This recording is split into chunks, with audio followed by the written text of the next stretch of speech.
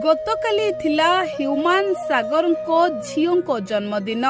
राति अधरे ह्यूमान सागर आसीथिले झियो को देखिबा पाई।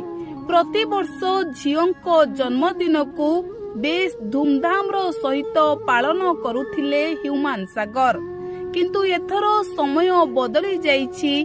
ह्यूमान सागर समस्तंकु छाड़ी तांको गेल्हा कुनी झियो को छाड़ी आरपुर को चली जाइछंती। आउ जेते बेले रातिरे 12टा बाजिथिला ठीक सेतिकी बेले ह्यूमान सागर आसीथिले तांको गेल्हा झियो तांको कुनी झियो को देखिबा पाई। आउ कुनी झियो अपेक्षा करी रहिथिला बापा आसिले।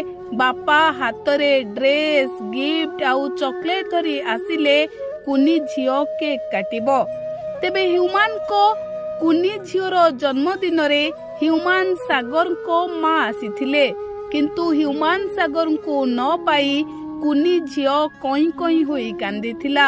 आउ कांदी कांदी मामा को प्रश्न करुथिला, मामा बापा कौन मो जन्मदिन भूली जाइछंती?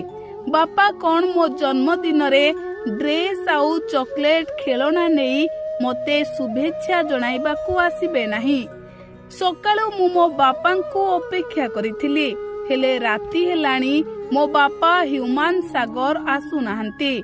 तेबे एही कथा सुनिबा परे ह्यूमान सागर को स्त्री आखिरु लुह झराई कांदिथिले। आउ लोके कहउछंती ह्यूमान सागर ए दुनिया रे सबुठु अधिक तांको झियो को भलो पाउथिले।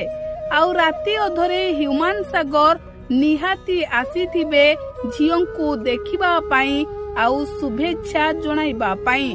तेबे ह्यूमान सागर को झियो को जन्मदिन गतकाली थिबा बेले एभली चर्चा लोके करुछंती। हेले या केते सत केते मिछ एथिरे सत्यता अछि कि नाही ताहा जणा पड़ी नाही, किंतु ह्यूमान सागर को निहाती भाबरे कुनी झियो मने पकाइथिबो आउ अपेक्षा करिथिबो।